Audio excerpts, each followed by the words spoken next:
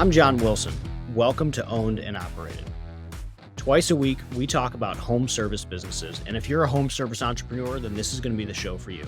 We talk about our own business in residential plumbing, HVAC, and electric, and we also talk about business models that we just find interesting. Let's get into it.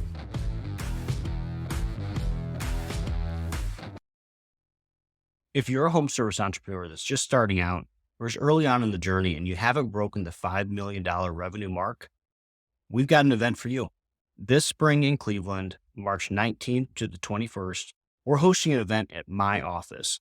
It's going to be awesome. Honestly, some of the most impactful visits of my career have been visits to companies that were larger than we were, that we could take lessons from and see how they're doing stuff. Like, get a behind the scenes look. How are they structuring warehouse? How are they thinking about call center? Can I talk to their managers? Can I understand what their KPIs are? We're going to dive into all that stuff. We are here to help people get above $5 million in revenue. So join us in Akron, Ohio, March 19th to the 21st for a breaking $5 million event. Love to see you there. Details are at ownedandoperated.com.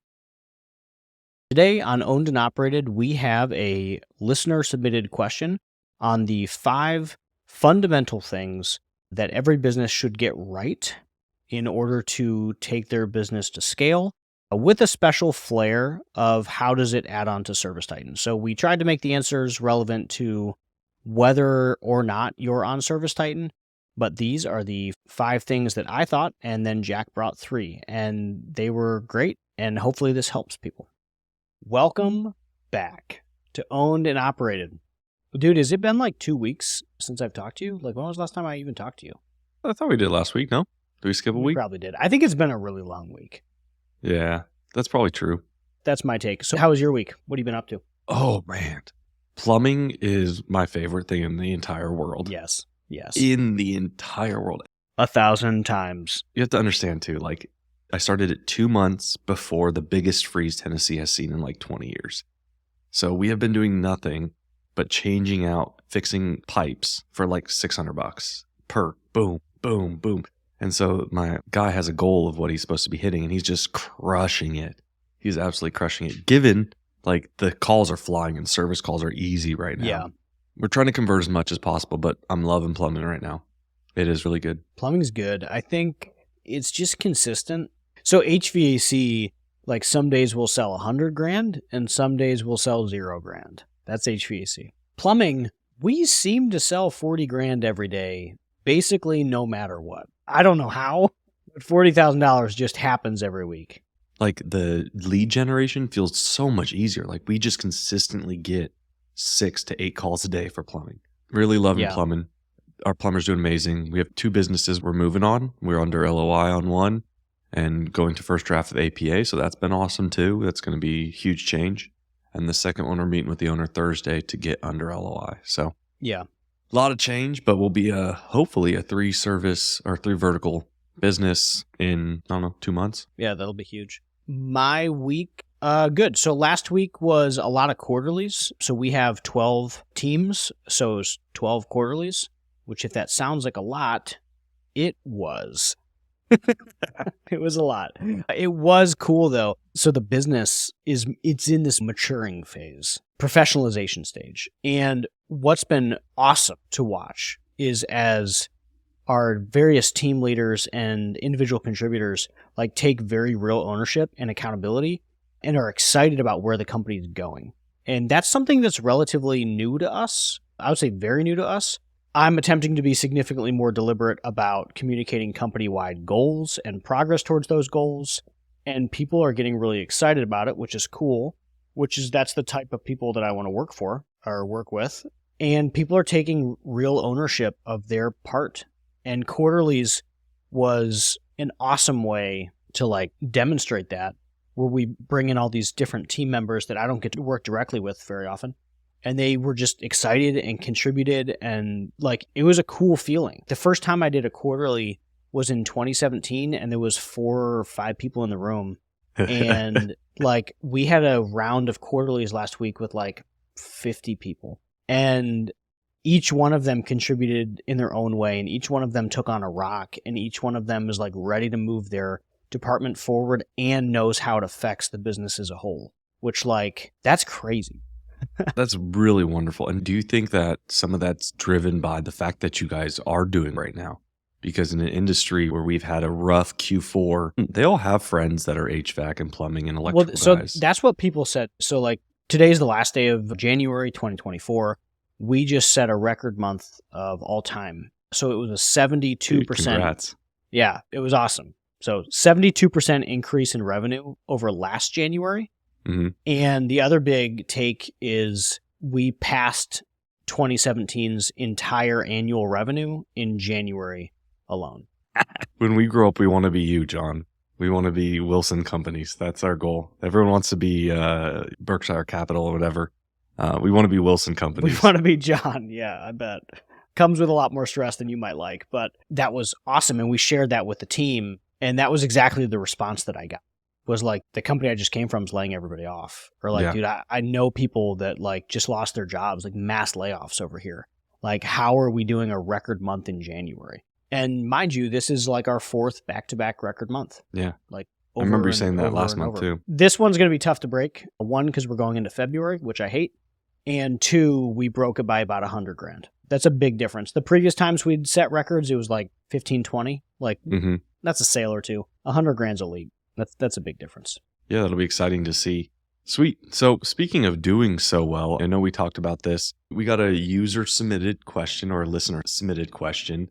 Listener submitted. Shout out to the listener. I don't even know who it is. So Yeah, so this is, what's up, Dan? I'm going to modify your question slightly. So Dan's question was, hey, what are the 5 things that people can use best inside ServiceTitan in order to grow their business more? So Dan is an awesome vendor partner of ours. He is over with Ferguson, and Ferguson supplies our HVAC stuff. This is not an ad, but Ferguson does do a great job, and we're very happy with them. And he has a lot of customers that are onboarding onto ServiceTitan, and he wants to be able to send a resource to them. We're going to answer that 100%, and then we're also going to modify it slightly into what are the 5 things that any company should do in general, which I believe sort of answered the same question. But I don't want it to be too specific to ServiceTitan just in case other people aren't using ServiceTitan. There are obviously other ways to grow a business. What are the 5 big things that it takes to go from, I just talked with Will Smith from Acquiring Minds, and we spent a solid 2 hours talking together about what it's like to take a company from $1 million in sales to 26. And we probably could have talked for a long time because that took me 7 years. Right. What have you been doing the last 7 years, John? Give me 5. I actually was able to condense it down into 5. What were the 5 biggest career changers? Which I'd never had to break that list out before, so that was interesting. Since my list is much smaller, do you actually mind if I start? Yeah, I'd love it. Because I only really have 2 that I really want to touch on. And the first big game changer in our business that we had almost 100% year over year growth. And based on this month, we're on track. We're looking at between 3 and 5. My goal is we're going to hit the 5 million this year. For sure, dude. You added plumbing. We added plumbing. And it's basically a given at this point. With that, though, there's 2 things that I see that is going to drive that growth. And the first one, and the biggest, is getting a extremely talented salesperson. Change your model so that a salesperson fits into your business so that they can go drive huge amounts of revenue. Not only are they driving revenue, but they're going out and looking for revenue.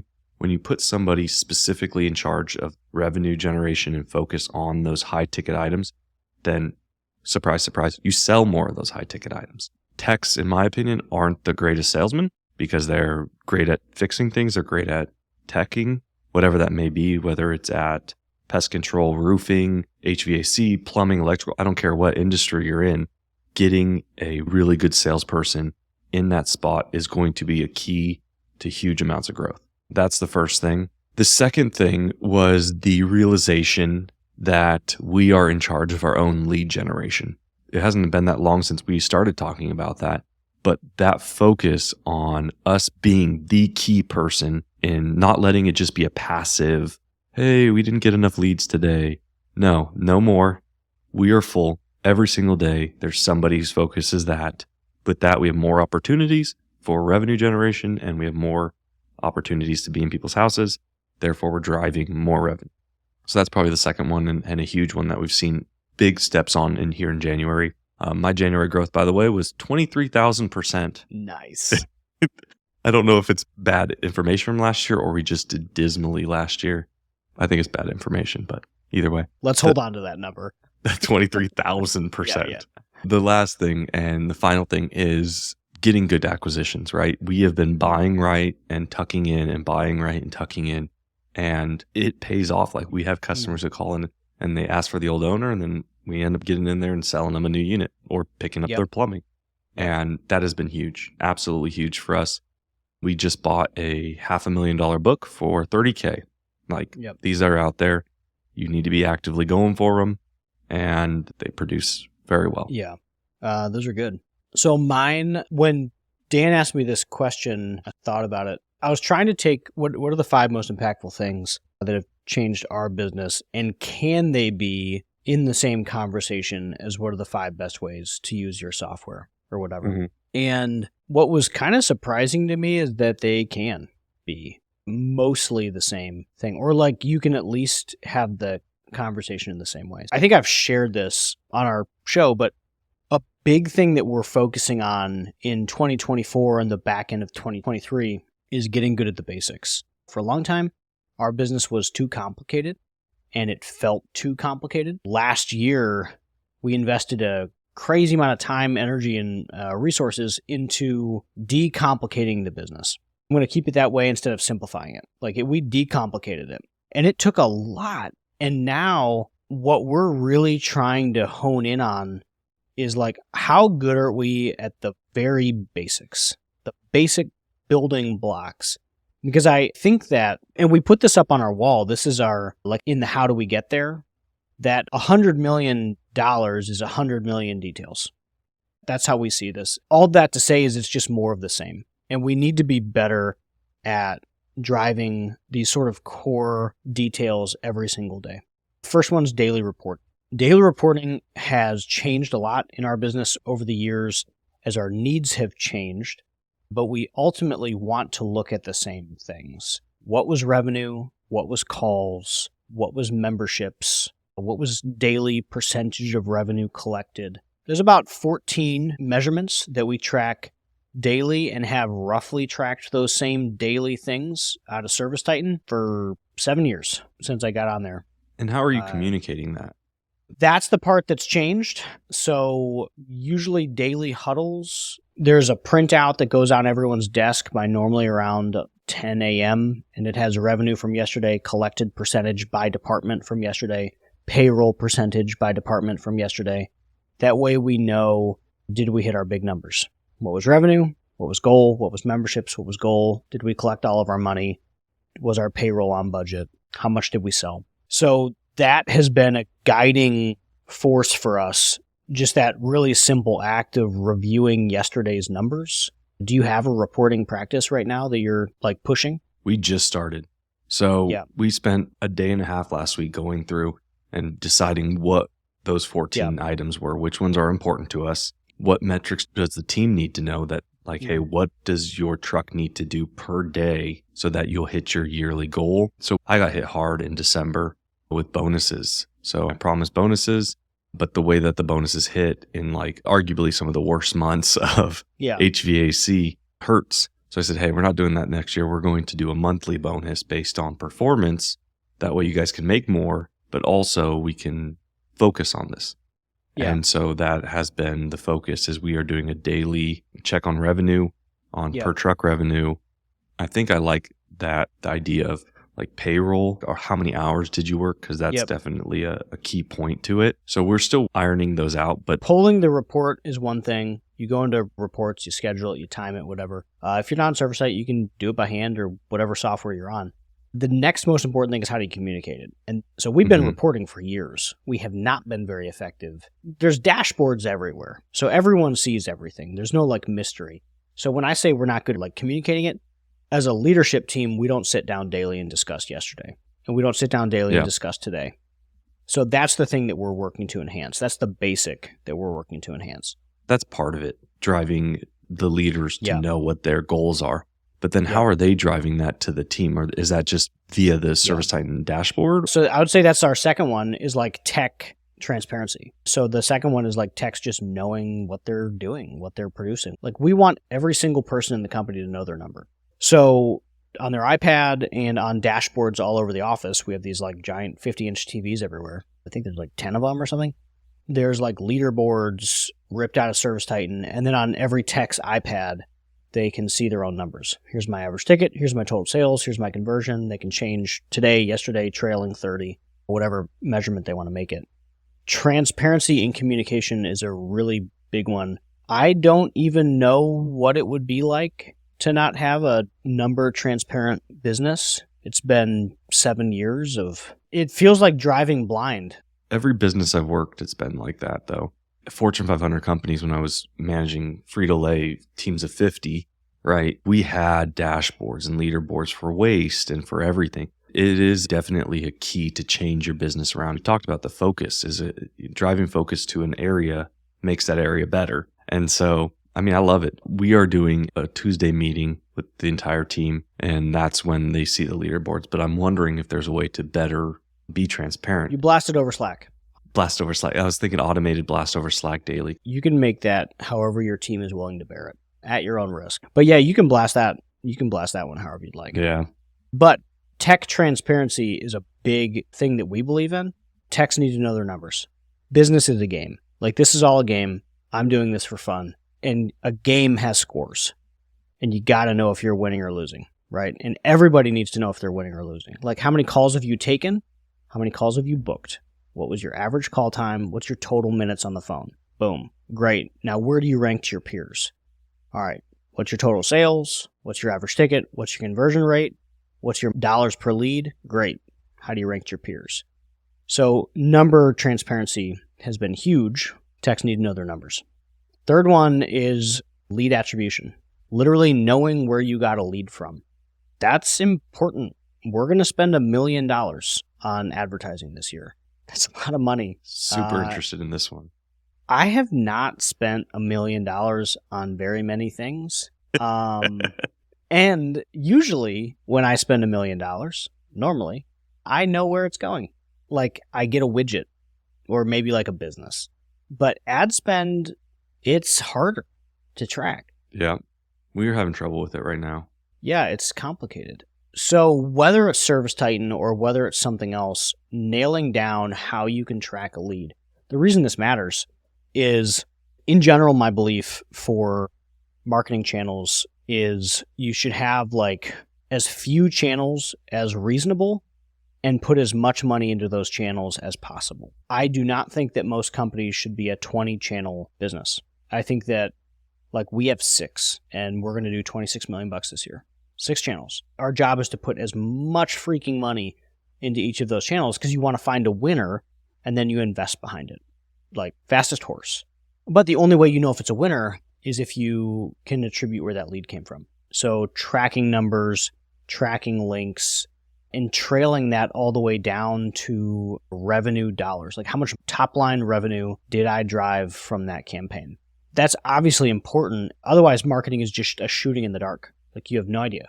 So, what we find is, hey, our LSA campaign, maybe we drove $100,000 off this LSA campaign. And the way we do that is by tracking phone numbers. So when the phone rings, it calls into ServiceTitan, and we mark that as a campaign. Again, just like anything else that we're going to talk about here, it doesn't have to be ServiceTitan. There are likely other ways to do it. We just happen to do it in Service. That helps us track revenue to lead phone call, which is important and helps us really figure out what marketing channels are working so that we can continue to invest behind the good ones. Hey, this episode is sponsored by Service Scalers. So Service Scalers is actually a brand that I've used personally with our companies for a little bit over a year now. They've helped us manage our digital advertising. Frankly, they did a lot better than our last agency. Leads went through the roof and cost per click went way down. Check out Service Scalers if you're a plumbing, HVAC, or electrical home service company. That's what they knock out of the park, and they did a great job for me.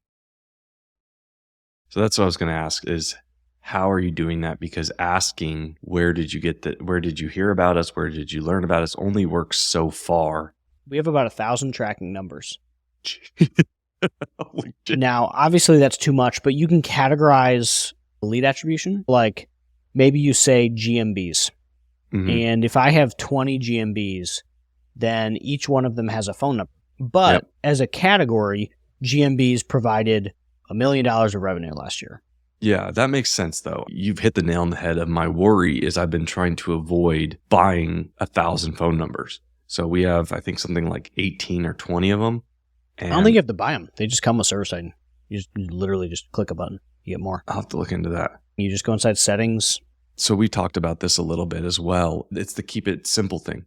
And I actually did one of these mini episodes on that, keeping it simple And so our goal this year is actually to take all of our third-party services and then consolidate them into ServiceTitan to remove the kind of hecticness of what we had prior, which was using 10,000 different other apps.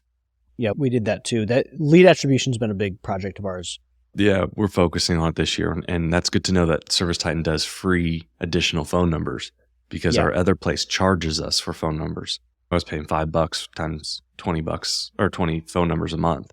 Yeah. It starts adding up if I were to get to 1,000, right? 100%. Every new postcard, every new GMB, every new website, every new LSA account. Oh, that's good to know. TV ads, new phone number. That way we can attribute the lead. Okay, sweet. Yeah, I think that this is a huge one. It's one of the harder ones. It's simple, but not easy. It's very difficult to put the systems in place to correctly attribute all the money and where it's coming from. Totally, yeah. Like we think we're going to get to 80% attribution. And that means 200 grand. Like to put that in perspective, that means 200 grand we're not going to know. I don't know about you, but 200 grand that's a lot of money. It's strange, yeah. It's weird. Obviously, hopefully we'll try to beat that, but that's what we think. Next one up, job costing. Job costing is very burdensome. In an ideal world, you job cost every single job. But I know that is resource intensive. That takes a human, like currently. And there's things you can put in place to make that not take a human. But like that right now, that takes a human.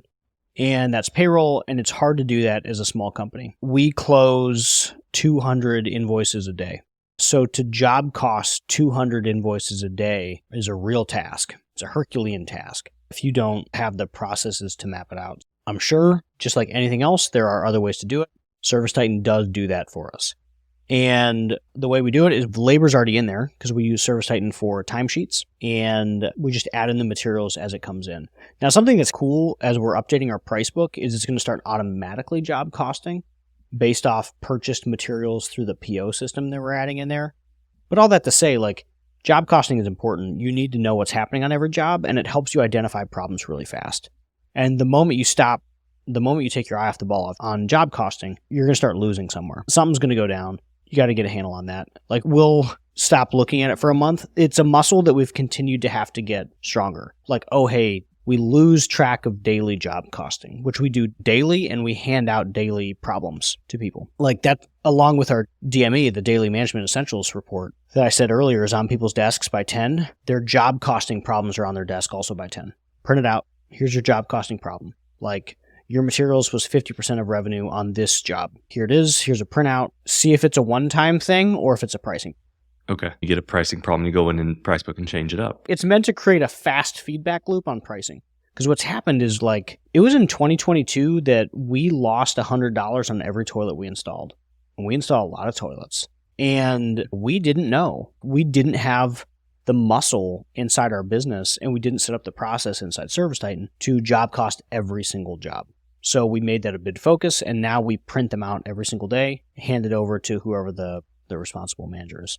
I mean, that's huge. This is one of the ServiceTitan parts that's so difficult to set up too. Well, it takes people, and it's like input, like vendors, who knows how they're going to send you an invoice, then you have to get it in, you have to add the dollar amount. It's complicated. But the thing that I like is it's attached to the job, which makes it easy to find. Because we used to do job costings outside of ServiceTitan. Possible, obviously, very possible. But you used to have to go into a Google Drive and a spreadsheet and like find it, and it took 10 minutes per problem. And now it's like 10 seconds. Like, it's right freaking there.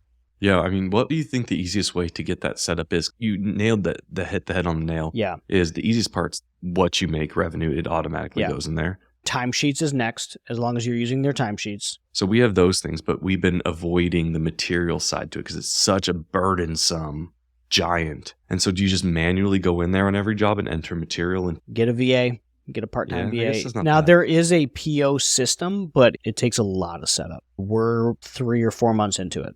Yeah, because your VMI should eventually talk to it, right? So that's a part of it for us. It'll be like an 8-month total project. So last July, we were like, hey, we want to use this part of the software, the purchase order part. Mm-hmm. And they're like, okay, how good's your price book? Answer, not very. Okay, how good's your inventory? Answer, not very. So like, if you're better than us, then it won't take you 8 months. But like for us, it took 8 months because we had to like fully onboard 2 VMI partners. And then we had to completely uproot our price book, which we just started Monday, 2 days ago. So it's a multi-month process for us. We're hoping to be done by the end of March, but really big process to get that. But when it's done, job costing will be automatic. So the juice will be worth the squeeze. Very interesting. It's something we do on big projects, but we don't do it Yeah. on small projects. And I bet that there's some toilet issues in there that we run into. Just because realistically, right, just taking one example that I deal with quite a bit is blower motors, man. Blower motors can range on ECMs to regular from freaking $100 to like $1,400. Yeah. And there's a flat rate. Who knows Yep. how many of those you miss. So I keep track of it because it's a known issue point. But there's other things out there like that, boards and old equipment that, man, Yeah. the prices are sky high on those things. Yeah. It's a great one, and it's something that you really need to actively put your focus into to get to that point. Yeah. I'm saying this knowing that it's difficult the smaller you are because it does just take resources. It takes cash. But you'll never get the cash if you don't know if you're losing $100 on every toilet. Yeah, and I mean, realistically, it's not that difficult to do manually. The smaller you are, the less jobs you're doing per day. So Yeah. For us, we have 200 invoices a day with 200 to 300 vendor invoices a day. So it is a task. yeah. But even at our size, it's only a task for someone 2 or 3 hours a day. It's very much a part-time job. It's also a very good exercise in getting your SOPs correctly, right? When you're running the 200, 300, 400, 500 invoices in a day, Yep. making sure that the guys are putting in the POs correctly, the job names correctly. I don't know if you use Yep. a number system or a last name or a street address, but making sure that all of those pieces line up so that you can get the information easy and then do it. Definitely makes you get better. Yeah, that's a good one. And my last one is monitoring what happens on the phone call. So that's an important one. Every position has a measurement. Technicians have sales, conversion, all that stuff. And CSRs or ISRs or DSRs or whatever that role is inside your business has total phone calls, inbound and out, book rate, and those are important and really difficult. I'm sure there is a software somewhere that will do it. I don't know what it would be. I haven't seen another one. Maybe like House Call or something does it. But regardless, we use a service type, and I'm sure there's something else that does it. But that is fundamental. Like, that's up there with lead attribution. Like, are you booking calls? And if you're not booking calls, can you listen to the phone calls later and coach?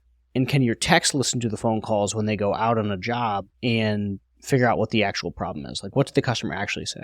The phone side is important. Like, the only way you get work is if you book calls. And the only way you book calls is by continually getting better inside your call center.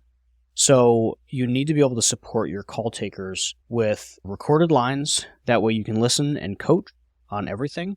They need to know their numbers. Like, are they winning? So we require our call takers to do 80 calls a day in or out. If there's not 80 calls in, then you will make up the difference in out. And they need to know that score so they know where they're at for the day. We aim for an 80% book rate on in, a 5% book rate on outs. They need to know that. So having a dashboarded data for that like really fundamental piece of what you're doing is important.